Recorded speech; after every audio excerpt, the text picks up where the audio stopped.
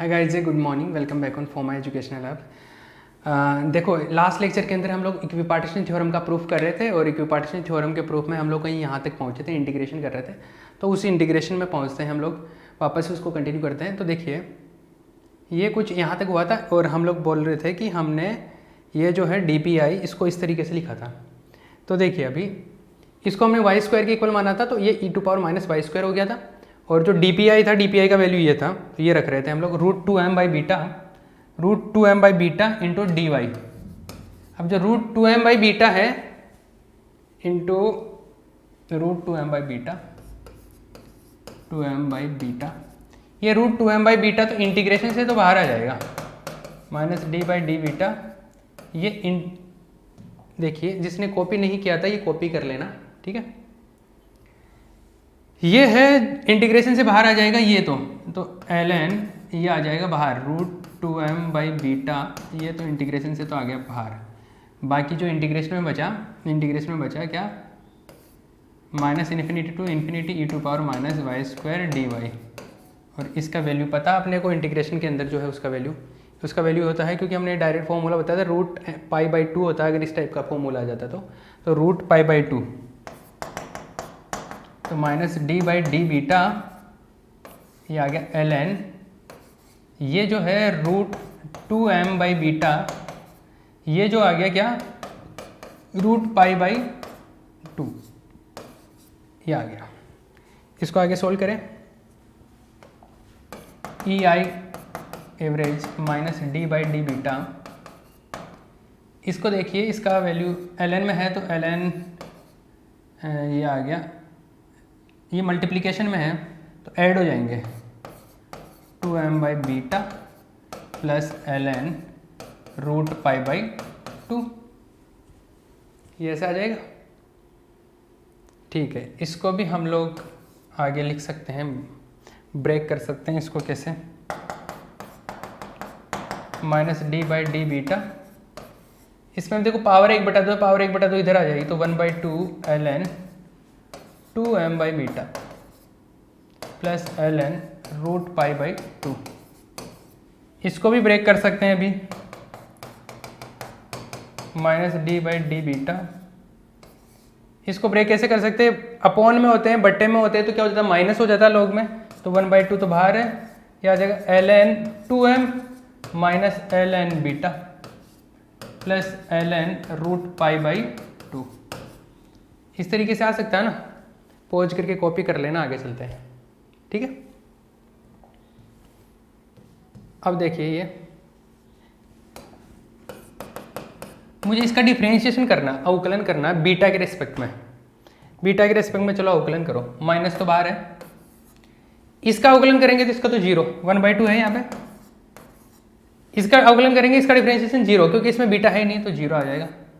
इसमें ln beta का differentiation ln beta का हो जाएगा 1/β, इस ये भी कांस्टेंट है तो इसका भी 0 आ जाएगा, ठीक है। आगे चले, ये देखो, ये तो 0 के, ये -2 माइनस प्लस हो जाएगा, +2β आएगा। और बीटा क्या होता है, सिंस बीटा क्या होता है, 1/kT होता है, पहले चैप्टर से बीटा समझते हो ना, तो ये आ जाएगा kT/2, ये 1/2 kT, ये आ गया एवरेज एनर्जी। औसत ऊर्जा ये आ गई, औसत ऊर्जा कैलकुलेट करनी थी ना, कि प्रति डिग्री ऑफ फ्रीडम मुझे ऊर्जा आनी चाहिए 1/2 kT है। IV डिग्री ऑफ फ्रीडम के लिए, IV मतलब कोई सी भी हो सकती है, IV डिग्री ऑफ फ्रीडम के लिए एनर्जी कितनी आ गई, 1/2 kT। IV first second third कोई सी भी डिग्री ऑफ फ्रीडम हो सकती है, तो किसी भी डायरेक्शन में किसी भी डिग्री ऑफ फ्रीडम के लिए जो एनर्जी आएगी वो कितनी आएगी, 1/2 kT आएगी। ये यहाँ से कैलकुलेट कर सकते हैं, ठीक है। तो लिखो, यहाँ पे एक लाइन लिख लो, अतः प्रति डिग्री ऑफ फ्रीडम, प्रति स्वतंत्रता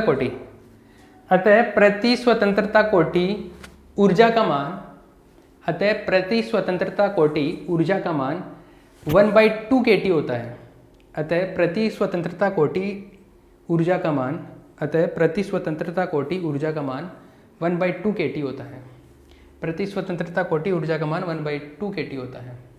hence the energy corresponding to each and every degree of freedom, hence the energy corresponding to each and every degree of freedom is 1/2 kT, 1/2 kT। ठीक है, ये मिल जाएगा।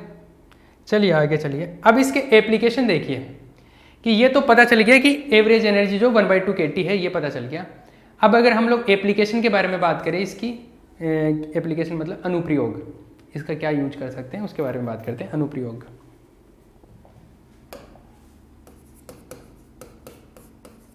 ऊर्जा के समय विभाजन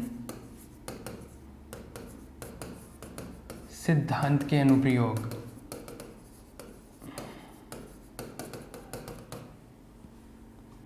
application of equipartition theorem.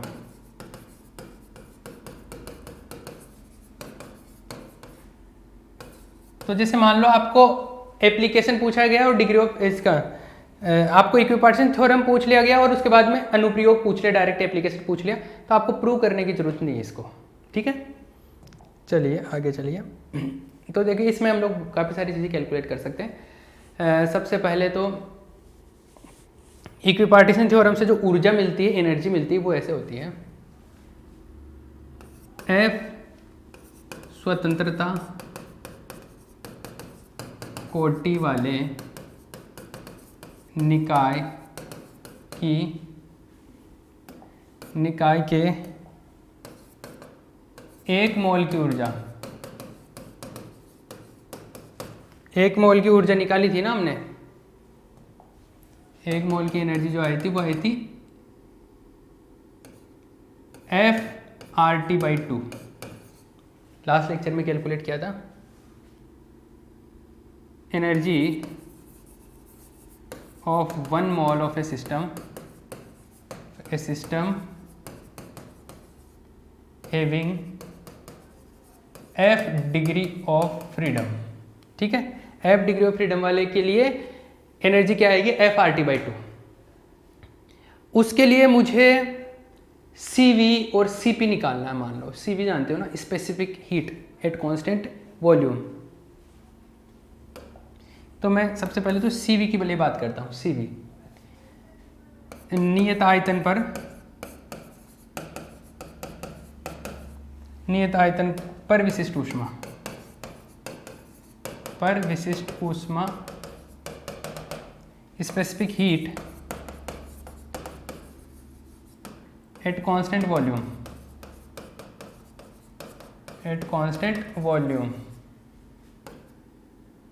Volume पे, इसको लिखते हैं CV से।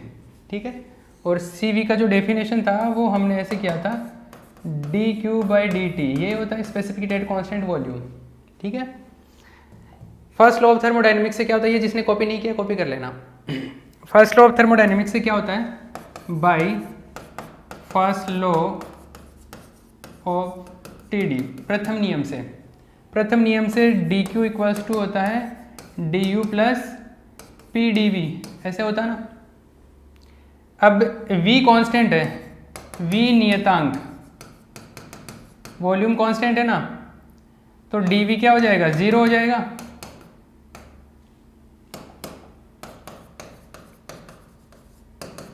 dV 0 हो गया तो dQ क्या आ गया, dQ आ गया du के बराबर आ गया। ठीक है, dQ du के बराबर हो गया, तो ये 1 कर लो, इसको 2 कर लो, तो देखो बाई 1 and 2 CV जो आएगा वो क्या आता है, du/dt by at constant volume. एक चीज़ समझना, ये जो है एनर्जी E, एनर्जी को E से भी लिखते हैं या हम लोग U से भी लिखते हैं, एक ही बात है, लिखते हैं ना। यहाँ पर हम लोग जो ये एनर्जी है U से लिख रहे हैं, U से लिख लो या E से लिख लो। अब देखो सिंस U इक्वल टू क्या है, FRT/2, तो इसका अवकलन कर दूं मैं टाइम के टेम्परेचर के रिस्पेक्ट में, तो देखो differentiating with respect to temperature के रिस्पेक्ट में डिफरेंशिएट करूंगा du/dt। वॉल्यूम तो वैसे कांस्टेंट लेना है, तो ये आ जाएगा, टेम्परेरी रेस्पेक्ट में डिफ्रेंशिएट करूँगा तो ये आ गया FR/2। जिसने कॉपी नहीं किया है कॉपी कर लेना भैया, ठीक है। आगे चलें तो डिफ्रेंशिएट, देखो ये आ गया CV का वैल्यू आ गया FR/2। तो किसी सिस्टम की अगर मान लो डिग्री ऑफ फ्रीडम पता है ना आपको F, तो आप उससे CV कैलकुलेट कर सकते हो। CV आ गया तो CP भी कैलकुलेट कर सकते हो। सिंस मेयर फॉर्मूला होता है CV equal to CP minus CV equal to R, ऐसा होता है। तो CP देखिए CV प्लस R हो जाएगा। CP का वैल्यू है, CV का वैल्यू है FR/2 प्लस R, ये आ गया।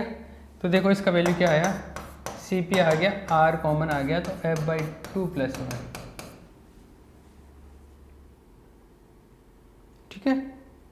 ये वैल्यू आ गया CP का, CP भी आ गया, CV भी आ गया अपने पास में, CP CV दोनों आ गए। हम लोग गामा कैलकुलेट कर सकते हैं, ये छाप लेना, गामा सिंस गामा जो होता है CP/CV होता है, तो गामा जो आएगा CP/CV, CP आ रहा है F/2 प्लस 1 और वो है FR/2। तो F से तो R से तो R कैंसिल आउट हो गया। ऊपर वाले का भी अगर LCM ले लूँ तो F+2/2 बचेगा और नीचे क्या आ रहा है F/2, तो 2 से तो 2 कैंसिल आउट हो गया, ठीक है। तो ये बचा क्या, गामा F+2/F बचा, तो गामा आपके पास आया 1+2/F, ये मिला गामा। तो किसी के लिए भी आपको कुछ भी कैलकुलेट करना हो तो यहाँ से मतलब गामा CP और CV कैलकुलेट करना हो तो आपको केवल स्पेसिफिक हीट की ज़रूरत पड़ेगी, और अगर आपके पास स्पेसिफिक हीट है तो आप ये तीनों चारों चीज़ें कैलकुलेट कर सकते हो। ये पॉज करके कॉपी कर लेना, मैं आगे इसके एग्जाम्पल बता देता हूँ, जैसे मोनोएटमिक के लिए, डायएटमिक के लिए, ट्राइएटमिक के लिए, ठीक है। दो के लिए बात कर लेते हैं, मोनोएटमिक डायएटमिक के लिए। एग्जाम्पल देखो, एक परमाणु गैस के लिए for monoatomic gas, monoatomic gas के लिए F डिग्री ऑफ फ्रीडम कितना होता है, 3 होता है। डिग्री ऑफ फ्रीडम 3 होता है, तो CV जो आएगा सिंस FR/2 होता है तो ये तो हो गया 3R/2, मतलब 1.5R, 1.5R और हो गया, है ना। CP क्या होता है, CP होता है R F/2 प्लस 1, तो ये हो जाएगा R 3/2 प्लस 1, 1.5 और 2.5, 2.5 हो गया, तो 5/2R, ये हो गया 2.5R, ठीक है। गामा जो आएगा वो आएगा 1 प्लस 2/3, ये आएगा तो 3 प्लस 5/3 आएगा, ये आ जाएगा 1.67 आ जाएगा, ठीक है, 1.67। ये एक परमाणु गैस के लिए आ गया, मोनोएटमिक गैस के लिए। इसे डायएटमिक गैस के लिए भी कैलकुलेट कर सकते हैं। डायएटमिक गैस के लिए, द्विपरमाणु गैस के लिए, द्विपरमाणु गैस के लिए फॉर डायएटमिक गैस, डायएटमिक गैस, डायएटमिक गैस के लिए डिग्री ऑफ फ्रीडम कितना होता है, 5 होता है क्या, 5 ही होता था ना, ऐसा होता था 3n-b, तो डायएटमिक के लिए n का वैल्यू 2 होता है और बॉन्ड 1 होता है, तो 6 - 1 5 होता था। डिग्री ऑफ फ्रीडम कैलकुलेट करना सिखाया था ना मैंने। तो F = 5 है, F = 5 है, तो देखो रखो वैल्यूज। CV क्या आएगा, FR/2 होता है तो आएगा 5/2R, 5/2 क्या होता है, 2.5 होता है, 2.5R। CP क्या होता है, CP होता है R F/2 प्लस 1, तो ये R F कितना है, F है 5/2 प्लस 1, 2.5 प्लस 1, 2.5 प्लस 1 3.5, 3.5 मतलब 3.5, 3.5R आ गया ये, ठीक है। और गामा जो आएगा, गामा 1 प्लस क्या है फॉर्मूला इसका, 1 plus F by 2 by F, तो 1 प्लस 2 बाई 5, तो 5 प्लस 2 7 बाई 5 आ गया, ये इसका आ गया 1.4, ये आ गया। ठीक है, ये एग्जाम्पल पे हो गया। ऐसे ट्राइटमिक के लिए भी कैलकुलेट कर सकते हो, एफ का वैल्यू पता होना चाहिए, मैंने कैलकुलेट करवाया था, एक के लिए 7 आता है, एक के लिए 6 आता है। ठीक है, हो पाएगा ना ये। तो इससे क्वेश्चन क्या आता है, ऐसे बोला जाता है इक्विपार्टीशन थ्योरम क्या है, इक्विपार्टीशन थ्योरम की हेल्प से उसके एप्लीकेशन बताइए, जैसे विशिष्ट ऊष्मा के लिए, CV और CP के लिए, या गामा के लिए, स्पेसिफिक हीट के लिए, तो ये कैलकुलेट कर सकते हो। CP क्या हो गया, नियत दाब पर विशिष्ट ऊष्मा है ये CP क्या आया, ये तो CV आ गया, ये नियत दाब पर विशिष्ट ऊष्मा आ गई है CP, जानते हैं ना, ये तो हम पहले लेक्चर में डिटेल में पढ़े इन चीज़ों को। तो CV CP ये सब कुछ आ गया अपने पास में, हो गया। चलो ये टॉपिक कंप्लीट हो गया है। अब ये जो यूनिट है ऑलमोस्ट फिनिश होने वाली है, इसमें 2-3 लेक्चर मतलब 2-3 टॉपिक और है, बड़े टॉपिक खत्म हो गए हैं इसके। इस यूनिट से मतलब इस यूनिट में 2 चैप्टर है ना, एक तो कूलिंग वाला था, एक ये है डिस्ट्रीब्यूशन वाला। तो कूलिंग वाले में तो इंपॉर्टेंट मैंने लास्ट में बता दिए थे, इसके जो इंपॉर्टेंट है एक तो मैक्सवेल है, मैक्सवेल, और एक मैक्सवेल में एनर्जी वाला हटा देना इंपॉर्टेंट के पॉइंट ऑफ व्यू से, वैसे तो सिलेबस में तो एक ये है इक्विपार्टीशन, इक्विपार्टीशन, ऊर्जा का समविभाजन और मैक्सवेल, ये 2 टॉपिक इंपॉर्टेंट है। ठीक है, चलो इसको यहीं पे फिनिश करते हैं, नेक्स्ट लेक्चर के अंदर हम लोग कुछ नया टॉपिक पढ़ेंगे। 1 टॉपिक बचे, ये यूनिट फिनिश होने वाला है। ठीक है, ओके। और कोरोना के टाइम पीरियड में इस बार के लिए मतलब 2021 के लिए अगर बात करें तो ये 2 यूनिट से भी आपका काम हो जाएगा। ठीक है, वो मैं पेपर पैटर्न मैंने अपलोड कर दिया, तो उसके हिसाब से आप समझ सकते हो। ठीक है, ओके।